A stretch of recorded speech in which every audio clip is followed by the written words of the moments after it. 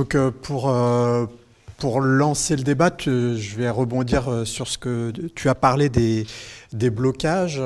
Alors, est-ce qu'il y a, pour se centrer sur le monde académique, est-ce qu'il y a des blocages au niveau du monde académique pour changer les pratiques et les thèmes de recherche? Et si oui, quel blocage et comment dépasser ces blocages? Donc, peut-être d'abord toi, Steve. Alors, ouais, je pense que il n'y a pas de réponse unique. Il y a des disciplines où c'est beaucoup plus facile de changer, de bifurquer, enfin, de changer de thématique, par exemple. Et d'autres où il y a, où la liberté de choix de sujet, par exemple, est beaucoup plus limitée. Donc les blocages qu'on verrait, c'est plutôt sur cette incitation à répondre à des appels à projets qui sont des appels à projets qui globalement sont orientés vers des applications. Enfin, applicabilité, on nous demande aussi ça en histoire. Hein. Nous, c'est le patrimoine, notre grand objet. Donc de justifier des applications et qui sont pilotées plutôt vers l'économie de la connaissance et globalement la participation à l'innovation. Enfin, depuis les années 2000, on est très clairement dans ce cadrage politique avec une série de réformes qui ont visé à ça, et l'ANR qui invite à ça, et puis les projets européens qui, dans leur cadrage, sont aussi orientés vers la performance économique. Et on a il y a un certain nombre de chercheurs, en tout cas, qui pensent qu'il y a un problème avec la performance économique, que c'est un des problèmes centraux pour les problèmes écologiques qu'on a aujourd'hui. Donc peut-être que là, il y a quelque chose qui pourrait évoluer. Voilà. Puis l'incitation à faire toujours plus, donc à utiliser aussi toujours plus de moyens, y compris de moyens informatiques. Il y a non seulement les voyages, mais pour certains, il y a aussi il y a une croissance, disons, de cette recherche, une croissance matérielle de cette recherche qui nous semble à interroger. Merci. Je rejoins totalement. Je pense qu'on a un peu la même compréhension des choses. Là, je trouve intéressant le premier point de conclusion, là, un désalignement entre le pilotage par le projet et la compétition internationale. C'est vrai qu'on est vraiment dans ce paradigme actuellement avec le fameux publisher perish ou des choses comme ça. Mais néanmoins, tu as évoqué des gens qui font des reconversions thématiques. Je pense qu'on en voit de plus en plus. Ça, c'est quelque chose d'assez intéressant. Mais à côté de ça, on a aussi, on parlait de blocage, des gens qui, à mon sens, peut-être ont une difficulté à le faire ou à l'envisager. Et en termes de pratique aussi, littéralement... je pense que c'est peut-être valable dans un certain nombre de labos, mais on a littéralement des gens qui font 3 fois le tour du monde par an et d'autres qui ont depuis longtemps limité énormément leurs déplacements. Donc on a tout ce spectre de comportement de chercheurs, et je mets aucun jugement de valeur là-dedans, mais il faut faire avec aujourd'hui, c'est ça la difficulté, je pense. Et sans faire de nom, à Centrale Supélec, tu as constaté ce type de blocage chez les collègues? Oui, alors pas frontalement, c'est plutôt des choses que j'observe, mais je pense qu'on va y arriver parce que là on est en train de mettre en place d'essayer de passer à l'action, donc il va falloir qu'on se pose collectivement et frontalement ces questions. Et là je pense qu'il peut y avoir les blocages qui apparaissent. Ouais. Et nous aussi, ouais, là, la question des missions, c'est une question assez clé. Ouais, tu parlais de la liberté académique, donc voilà, c'est l'argument qui a assez vite avancé. Et on a ça aussi en histoire quand on essaye de mettre en place justement des chartes de bonne conduite. Et la question de l'avion, des déplacements, viennent très vite comme ne pas pouvoir aller à Toulouse en avion, par exemple, c'est vu par certains comme un gros problème. Bon. Rien que ça, mais voilà.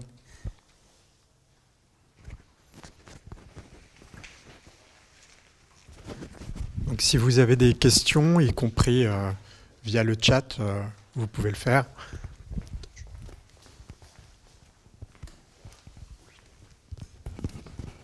Merci de prendre ma question. Moi, j'avais une question pour François. Est-ce que vous pourriez revenir à votre présentation sur la slide du camembert du labo 1.5 sur la proportion? Ouais, c'est ça. Du coup, en zoomant sur la droite, on voit une contribution énorme du matériel. En tant qu'ingénieur en instrumentation, je confirme que c'est un point qui est essentiel. Pour l'anecdote, faire réparer quelque chose, c'est en général extrêmement cher, et parfois plus cher que de racheter l'appareil en question. Et du coup, est-ce qu'il existe, surtout c'est un peu dans votre giron, hein, dans l'éco-conception, dans l'idée de pouvoir réparer les choses, est-ce qu'il existe déjà des structures pour pouvoir agir sur cette partie-là qui est quand même vraiment conséquente, quoi? Merci. Alors, je ne suis pas sûr d'avoir forcément la réponse parce que moi, mon activité de recherche, c'est pas un labo expérimental. Néanmoins, il me semble, alors, au niveau du matériel informatique, mais qui n'est pas forcément du matériel d'expérimentation, hein, il y a des grosses réflexions en cours. Hein. Il me semble qu'au niveau de Matinfo ou des structures comme ça, il se passe pas mal de choses. Réfléchir vraiment sur le devenir du matériel. Je pense que tout le monde autour de ces réflexions, en fait, un des gros enjeux aujourd'hui, c'est d'augmenter, alors sur le matériel informatique, c'est d'augmenter la durée d'utilisation de ce matériel et d'éviter de le remplacer trop souvent. Moi, quelque chose que je peux observer à mon niveau, c'est qu'on parlait de blocage, c'est par exemple le blocage de certains chercheurs ou doctorants à avoir un ordinateur qui a déjà servi à quelqu'un avant. C'est un vrai blocage que m'a remonté la responsable informatique de mon labo. Donc ça, c'est des choses... c'est du détail, mais ça montre quand même aussi la nécessité de sensibiliser les gens. Alors sur le matériel de laboratoire, honnêtement, je ne saurais pas répondre. Peut-être qu'il y a des choses qui existent. Je pense qu'en tout cas, ce serait souhaitable, mais je ne saurais pas répondre plus en détail, malheureusement. Oui, moi, je suis très frappé par le fait que ce qui agresse la recherche, c'est une conception bancaire. Et ça, s'il n'y a pas de prise en charge par les chercheurs eux-mêmes de cette question, de le montrer comment ça se passe, ils seront perdants. Nous avons eu une discussion il y a quelques mois sur les maths, à quoi ça sert? Je dirais, mais les maths, ça doit être conservé comme quelque chose qui est pour l'honneur de l'esprit humain. Et ça, il faut en tenir compte aussi. L'histoire, c'est pareil d'ailleurs. Oui, je le mettais, c'était le premier. Évidemment.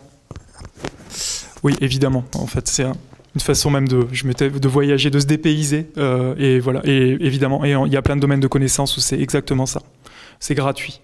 Après, Alexandre Grothendieck invitait à réfléchir justement même sur ces sciences qui paraissent les moins applicables et les moins appliquées en fait à leurs effets potentiels et il y a toujours la menace qu'on soit dépassé par l'application de nos recherches. Mais je pense que ça on peut l'avoir en tête et puis ça ne doit pas empêcher de faire cette science pour le plaisir parce que c'est beau de faire cette science. Garder le mot science sur cet aspect des productions.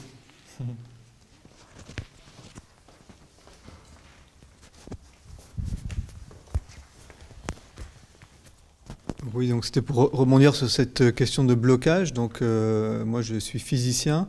Bon, c'est la première fois que je viens dans un de vos séminaires, donc c'est bien parce que je suis content d'être venu parce que je vois que je ne suis pas tout seul à me poser des questions, donc c'est toujours rassurant de voir qu'on est assez nombreux quand même.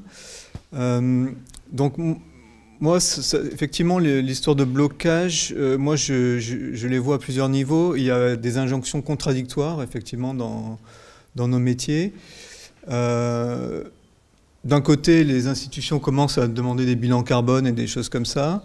D'un autre côté, j'ai l'impression que la doxa quand même reste la même, c'est-à-dire qu'un chercheur brillant, ça va rester quelqu'un qui est invité aux conférences internationales, etc. Et qui va donc beaucoup voyager, qui va donner de la visibilité avec le terme faire rayonner la recherche française. Enfin, tout ça est encore vraiment complètement présent, voire même a tendance à se démultiplier, je dirais. Je vais juste donner l'exemple d'un collègue à moi qui, dans son rapport d'activité CNRS, a dit qu'il comptait diminuer ses voyages en raison du problème climatique et il a reçu une mauvaise évaluation du comité d'évaluation, disant que ce n'était pas ça qu'on attend d'un chercheur, on attend qu'il aille présenter ses recherches. Donc aussi un autre blocage. Récemment, une de nos étudiantes là, qui voulait partir en train plutôt qu'en avion. Alors c'était un très long voyage en train qui coûtait plus cher que l'avion. Et le service financier et la direction a au début refusé de signer sa mission. Donc voilà, c'est ce genre de blocage. Donc je ne sais pas, jusqu'à un moment, je pense qu'il va y avoir soit un vrai changement de l'institution qui doit basculer en disant il faut vraiment faire des choses, ou alors il va y avoir une confrontation, j'imagine. Je ne sais pas comment ça va se passer. Voilà. Est-ce que vous voulez rebondir Un petit mot, oui. Merci pour ce témoignage. Je trouve ça rejoint, je pense, pas mal de constats qu'on peut déjà avoir. Effectivement, moi, je suis totalement d'accord. Il y a des choses contradictoires comme ça. Et quelque part, ce qu'on nous demande aujourd'hui, c'est de prendre en compte cet impact, mais toutes choses égales par ailleurs. Donc, effectivement, il me semble qu'il faut envisager des vrais changements dans la manière que les institutions ou les tutelles ont de piloter la recherche. Ça, c'est clair, à mon sens, mais c'est peut-être très personnel.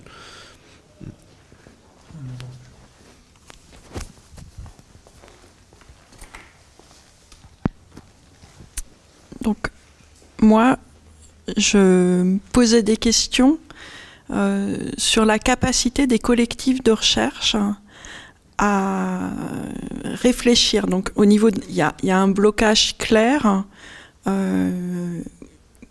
qu'on observe dans de nombreuses disciplines. Et en particulier, moi, j'ai l'impression que dans ma discipline, où depuis 20 ans, on prétend résoudre les problèmes de l'humanité, on voit bien qu'on a fait fausse route. Et donc, comment on fait en tant que collectif pour essayer de comprendre où est-ce qu'on a été mis en échec, alors qu'on a prétendu avoir identifié les problèmes et apporter des solutions. Et je me demandais dans quelle mesure, justement, des sciences comme les sciences de la gestion, des personnes qui regardent le fonctionnement des collectifs et ou qui aident pouvaient aider, ou peut-être d'autres personnes, les sciences cognitives, etc., et comment ils pourraient éventuellement intervenir dans les collectifs de recherche pour aider à réfléchir et à penser toutes les choses qui sont impensées dans nos collectifs. Je ne sais pas si j'ai été claire.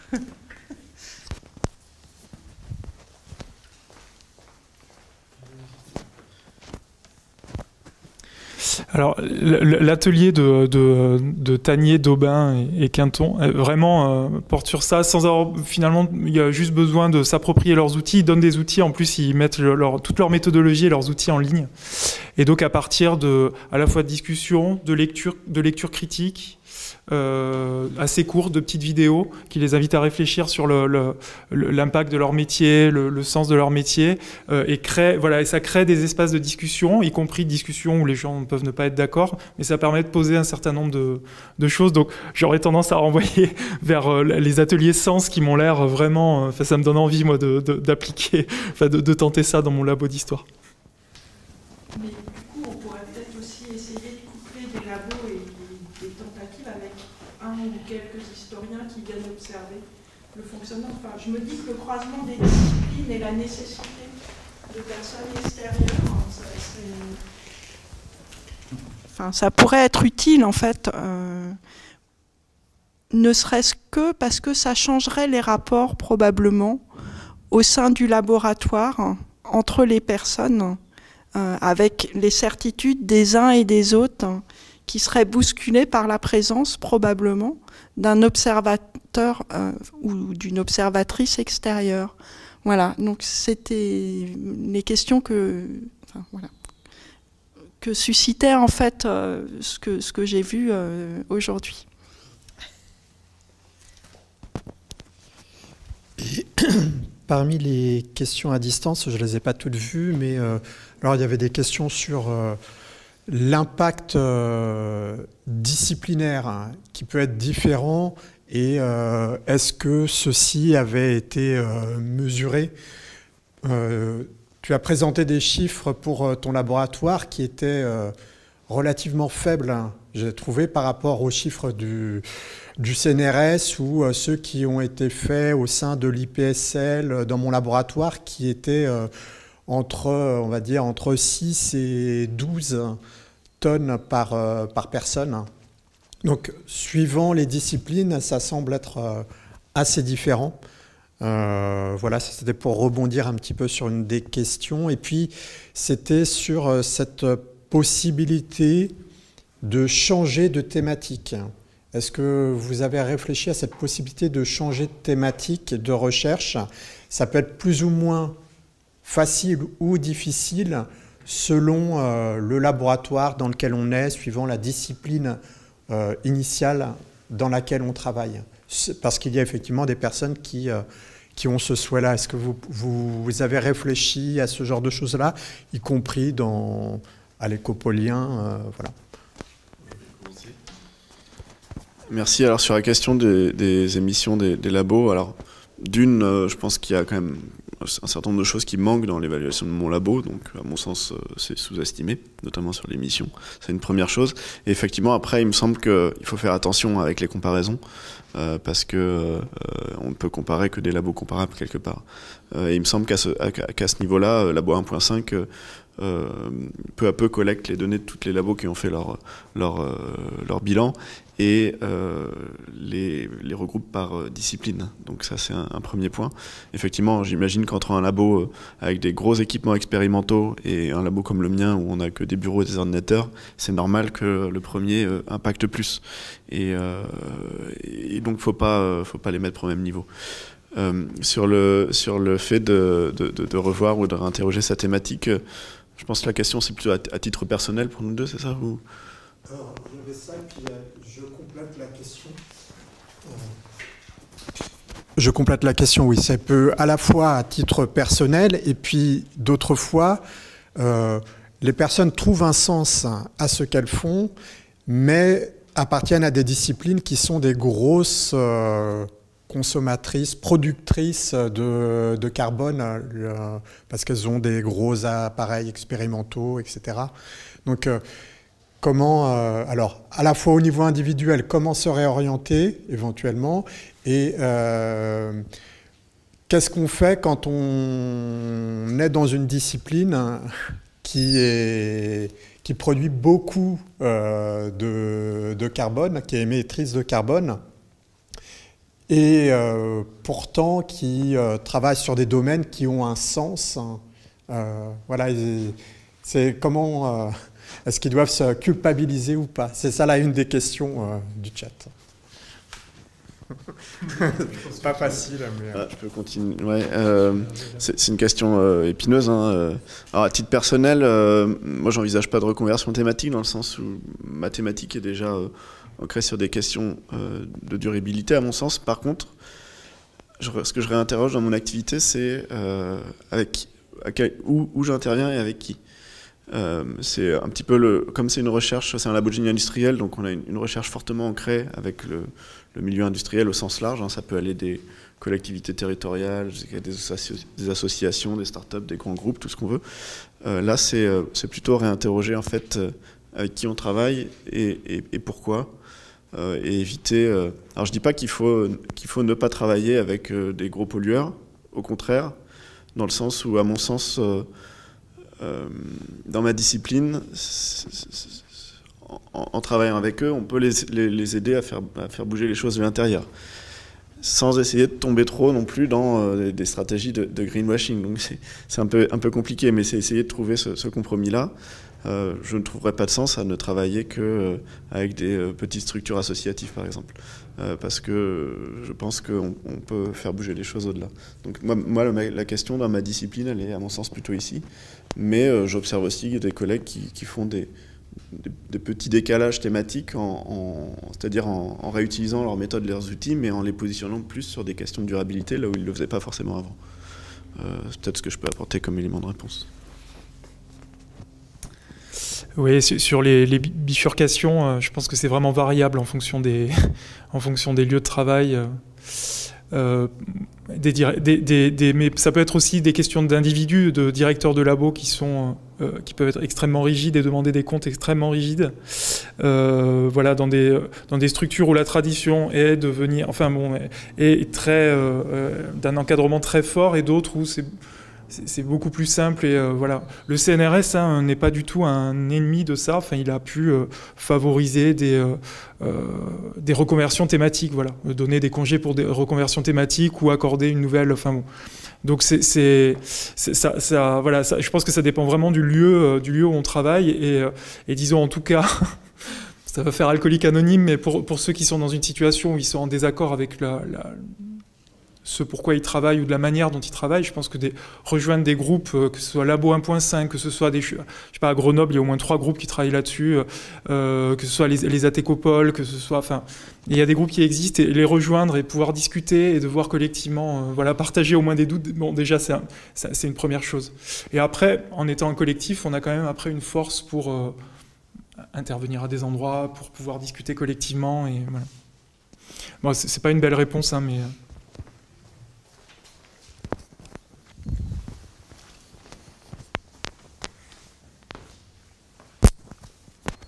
Merci. Donc merci pour cette présentation intéressante. En fait, je voulais rebondir un peu sur ces histoires de culpabilité, etc. Parce que donc moi, je suis physicien des particules, et donc c'est un domaine effectivement où d'une part c'est la recherche fondamentale, donc on peut pas dire qu'il y a disons une application directe en développement durable. Et d'autre part, c'est vrai qu'on a des gros équipements, donc je fais partie d'une collaboration au CERN qui commence à essayer. Enfin, le CERN fait déjà ce genre d'estimation d'empreinte carbone, et là ça ressemble plutôt un peu à ce qu'on voit ici pour le CNRS, c'est-à-dire que l'émission c'est même encore plus minoritaire puisqu'on a vraiment beaucoup plus d'émissions en lien avec les équipements, mais aussi les opérations. On utilise notamment des gaz pour nos détecteurs et les refroidir qui sont, dès qu'il y a des fuites, qui ont enfin c'est des très forts gaz à effet de serre. Et mais voilà, je voulais simplement dire que voilà, comme tout le monde, je pense que ça apporte à réflexion, mais en même temps, je pense qu'il ne faut pas non plus se sentir coupable. C'est important de garder la recherche fondamentale, même voilà, dans des cas comme ça où il faut faire le maximum pour réduire l'impact, mais je pense qu'il ne faut pas dire je ne serai jamais à 2 tonnes pour ma recherche par an et par chercheur, donc arrêtons tout de suite de faire ce type de recherche et tant pis. Je pense que voilà, faut trouver... je pense que c'est intéressant comme réflexion, quoi.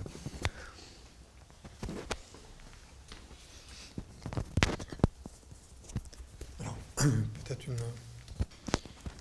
une... Moi, j'avais une question très intéressée qui est, et vous n'en avez pas beaucoup parlé, et finalement faire son bilan de gaz à effet de serre ou essayer de quantifier ses impacts environnementaux, et surtout vouloir les diminuer, ça veut dire accepter finalement à chaque action, ça veut dire se compliquer la vie.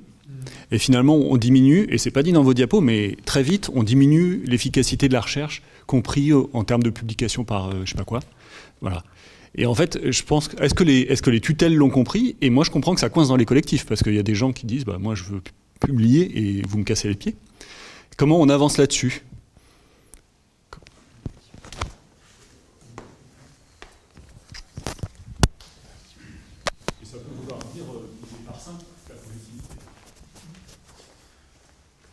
Ouais, c'est une bonne question. Pareil, j'ai pas forcément la réponse exacte.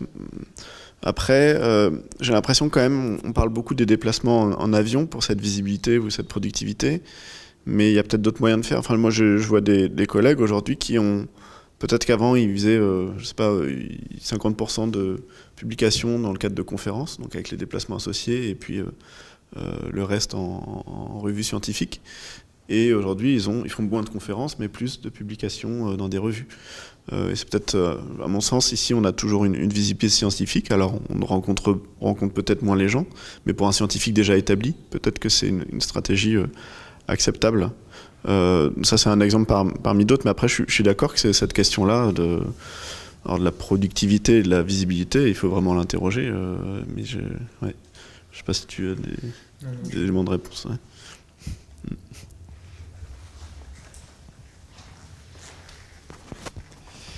Et tu évoquais tout à l'heure la question du temps, c'est toujours un peu dans ce même thème. Ça prend du temps de réfléchir sur ces pratiques, de faire évoluer ces pratiques. Et donc, peut-être qu'en termes de carrière, hein, ça peut limiter un peu plus les évolutions de carrière. Du coup, il y a la question de la prise en compte de ce temps qu'on gère différemment dans nos pratiques. Et en fait, c'est du point de vue de l'organisation globale, du point de vue de l'évaluation de ce qu'on fait, comment les organismes, les établissements, les organisations prennent en compte le fait qu'on peut être amené à changer la façon dont on utilise notre temps. Est-ce que justement reparler de l'organisation en fait, pas au niveau individuel, mais de la prise en compte au niveau des organisations? Moi, je dirais qu'il y a un effet un petit peu inverse, c'est-à-dire que peut-être que passer plus de temps sur ces thématiques, c'est passer moins de temps en recherche et moins de temps en visibilité internationale. Par contre, assez étrangement, me concernant, je pense que ça m'a donné plus de visibilité en interne de l'établissement. Peut-être parce que j'ai rencontré pas mal de gens, on a pas mal discuté, etc. Mais après, effectivement, au niveau de l'organisation, je pense qu'aujourd'hui, il n'y a rien de formalisé. Enfin, c'est très informel.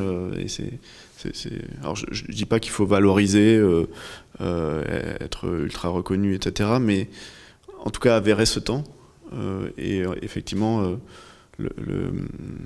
l'avérer pour qu'il soit pris en compte, quoi, c'est ni du temps de recherche ni du temps d'enseignement. Alors, sauf si on en fait une activité un peu réflexive en termes de recherche, c'est autre chose. Et voilà, je sais pas trop comment répondre non plus, mais c'est les réflexions, ça m'apporte. Et ce que j'évoquais aussi dans ma présentation, j'ai pas mis, mais effectivement, il y a certains établissements qui commencent à l'avérer, quoi, officiellement. Et ça me semble intéressant. Ouais, là encore, c'est très variable selon les situations, et donc là, ça serait pouvoir faire pression sur les tutelles pour qu'il y ait un cadrage. Un texte comme celui du COMETS peut favoriser le fait que ce qu'on fait, ça soit pris en compte clairement, que ça fasse partie de nos missions, et que cette réflexivité sur nos recherches, sur ce qu'elles... leur impact écologique et puis leur débouché, que ça fasse partie des fondamentaux de ce qu'on attend de nous. Et après, quand même sur la question de en fait, c'est un peu la bureaucratisation, donc la bureaucratisation potentielle qu'il peut y avoir derrière tous ces bilans. Non, pas spécifiquement. Arbitrage de temps. Ouais. Les bilans carbone, on ne fait pas de la recherche. Quand on cherche à trouver des solutions, on ne fait pas de la recherche. Et aussi, chaque action correspond à de l'emmerdement pour les gens et de l'argent pour le collectif qui peut être utilisé à la productivité pure. Donc rapidement, c'est de la réallocation de recherche, donc moins d'efficacité. Voilà. Dans une perspective décroissante, c'est... Tout à fait. Non, mais si on est les seuls à le faire, ça... C'est pour ça que il y a besoin de cadrage politique aussi à un moment, et donc il y a besoin de... vous posiez la question aussi du rapport de force tout à l'heure dans votre première question, et je pense qu'il y a aussi besoin de poser des rapports de force par les collectifs pour essayer de changer nos recherches.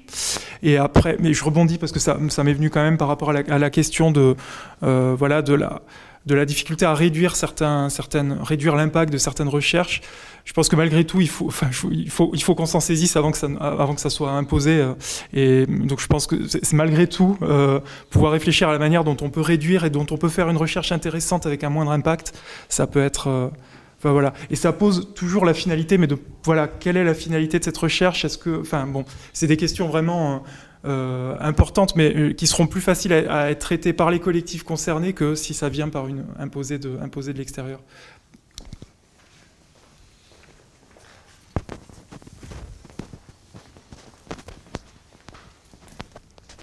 Merci, c'est sympa de me redonner la parole.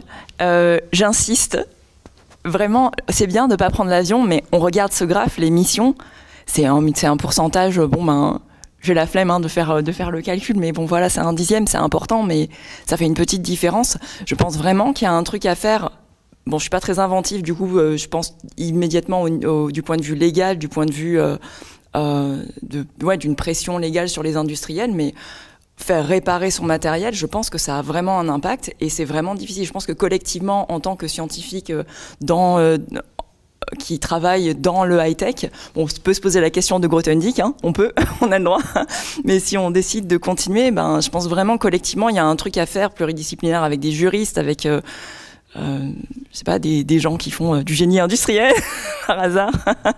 Je pense vraiment il y a un truc à faire parce que le cadran le plus gros, c'est celui-là, quoi. Voilà. Merci. J'ai une petite question complémentaire sur le bilan que tu as montré pour Centrale Supélec, mais comme ça sera pour après, sur le bâtiment. Comment tu prends en compte le fait que là, il y a des bâtiments qui ont été construits, qui sont quand même s'ils sont à énergie positive, c'est du béton, de l'acier, du fer. Et comment tu prends en compte l'amortissement? Enfin, est-ce que tu avais réfléchi à... Est-ce que vous avez des méthodes? Bon, ça, c'est des choses assez classiques. Un bilan carbone, c'est une méthode un peu normalisée qui obéit à certaines règles pour le certifier. Donc ici, c'est la partie qu'on voit en bleu, ici, bâtiment et changement d'usage des sols. Donc en fait, on prend un amortissement du bâtiment sur sa durée de vie, qui est un petit peu fantasmée. Généralement, on prend quelques dizaines d'années et on en met une part tous les ans. Après, je suis d'accord qu'ici, on est sur... Ouais, c'est des questions méthodologiques, mais effectivement, on est sur à peu près du tout béton sur ce plateau de Saclay, ça pose des questions aussi. Pour revenir à la question là, ça me fait penser un petit peu à ce qui peut se passer dans par exemple, on peut échanger en ce moment avec General Electric Healthcare, donc du matériel médical. Et en fait, c'est un petit peu la même chose, il me semble, ils commencent à s'intéresser à de l'éco-conception, à de l'économie circulaire, donc réutiliser, réparer, etc. Mais jusqu'à présent, c'était assez peu le cas, probablement parce qu'on estimait que, comme c'est du matériel médical, ça sert c'est de toute façon super positif parce que c'est pour de la santé. Et donc, les préoccupations environnementales passaient un petit peu au second plan. Je me demande si c'est pas un petit peu la même chose aujourd'hui pour le matériel scientifique. Je ne suis pas du tout impliqué sur ces questions-là. Mais voilà, probablement effectivement qu'il y a beaucoup de choses à mettre en place. Et effectivement, sur de la réparation, de la remise en état, de la réutilisation, peut-être la revente à d'autres laboratoires, etc. J'imagine qu'il y a beaucoup de choses à faire. Et quand on voit le bilan du CNRS, j'imagine que c'est beaucoup de labos expérimentaux, on voit la part du truc. C'est clair qu'il y a énormément à faire sur ce poste, a priori. Alors, deux questions qui sont peut-être plus pour toi, Steve. À un moment, tu parlais de prise en compte, historiquement, du déterminisme politique plutôt que du déterminisme environnemental en histoire. Et ça m'amène à rebondir sur la hiérarchisation des causes et des valeurs qui sont historiquement datées. Et est-ce que il n'y a pas aussi potentiellement un risque de trop se focaliser sur l'environnement et d'oublier d'autres causes, d'autres facteurs qui sont importants tout de même et à prendre en compte si on se focalise trop vers ces questions environnementales? Je me fais un peu l'avocat du diable.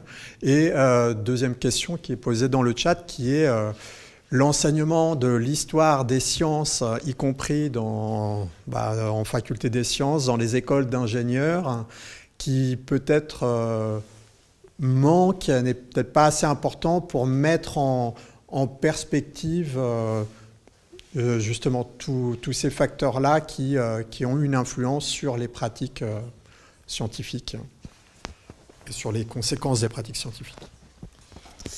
Oui, sur la première question, donc en fait c'est simplement réintroduire dans le récit historique quelque chose qui a été totalement oublié, mais qui pour les acteurs de l'époque a été important. Donc évidemment là c'est le souci de la méthode historique de ne pas non plus exagérer l'importance de questionnements environnementaux. Voilà, en faisant la part la part du corpus qu'on va trouver qui porte sur l'environnement à l'intérieur de l'intégralité des corpus historiques. Donc voilà, ne pas exagérer ça, mais quand même la réintroduire, puisque c'est des questions qui ont vraiment préoccupé au XIXe siècle. On est extrêmement préoccupé par la déforestation et l'impact de cette déforestation sur le cycle de l'eau et donc le climat. Et il y a tout un tas de discours et de politiques publiques qui sont mises en œuvre pour ça, en Europe et dans le monde. Donc il y a vraiment, voilà, donc simplement réintroduire quelque chose qui a été relativement négligé. Voilà. Et sans du tout que ça prenne le pas sur le reste. C'est simplement réintroduire dans le récit historique ces questions-là, et en partant évidemment de l'idée que l'histoire s'écrit aussi à partir des questionnements du présent. Et donc on va chercher dans le passé ce qui nous préoccupe particulièrement dans le présent pour voir comment les sociétés du passé s'y sont confrontées, sont confrontées à ces mêmes questions potentiellement. Voilà. Donc voilà, je pense que le risque est présent dans la tête des historiens d'exagérer certains facteurs, certaines thématiques environnementales, mais que là, il y a un besoin aussi de repeupler, enfin de réinvestir de nature cette histoire qui a été très, très humaine et très politique. Et sans revenir au déterminisme, évidemment. Et sur la deuxième question... est-ce que tu... Sur l'histoire des sciences dans l'enseignement en école d'ingénieur, en faculté des sciences. Oui, là, je peux pas vraiment répondre, je suis très mal placé. On a assez peu de... Enfin, justement, non, dans l'aspect formation, on a monté avec des collègues de Centrale Supélec et d'autres une formation, un diplôme universitaire pluridisciplinaire sur les questions environnementales, où il y a à l'intérieur de l'histoire des sciences. Donc il y a des choses qui... Voilà, il y a un intérêt, je pense, en tout cas, et puis je crois que c'est très riche pour nous aussi de rencontrer, enfin de sortir de nos disciplines des sciences sociales. Donc il y a des choses qui peuvent émerger, je pense. Et, voilà.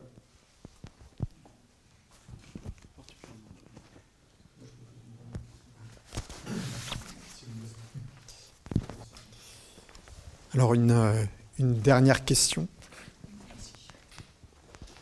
Moi j'avais une question sur la mission du chercheur en fait, parce que quand on réalise les problèmes environnementaux qui arrivent, et surtout la vitesse auquel il faut les résoudre si on ambitionne de les résoudre, donc ça c'est plutôt une remarque pour les technosolutionnistes, dire que 1,5 degré, ça veut dire qu'on arrête de faire de la recherche, si effectivement de réduire ces émissions, ça veut dire arrêter de chercher, parce qu'on n'a pas le choix. Est-ce que dans les casquettes du chercheur, il y a la médiation, et finalement, est-ce que la mission du chercheur, je ne sais pas, au lieu de rester dans son laboratoire, même quitter son laboratoire et arrêter la recherche parce que ça ne sert à rien, et plutôt aller vers l'extérieur et discuter avec les gens et mettre tout son poids dans la balance pour faire adopter plutôt des choses qui sont bien déterminées, enfin bien compris, mais qu'on n'a pas envie de faire, c'est-à-dire réduire la société en son ensemble, réduire les émissions. Et voilà. Une question, et c'est vraiment une question que je me pose. Je me demande si ça vaut vraiment le coup de faire quoi que ce soit en recherche actuellement, à titre personnel. Je ne sais pas si d'autres personnes sont allées jusque-là, mais bon.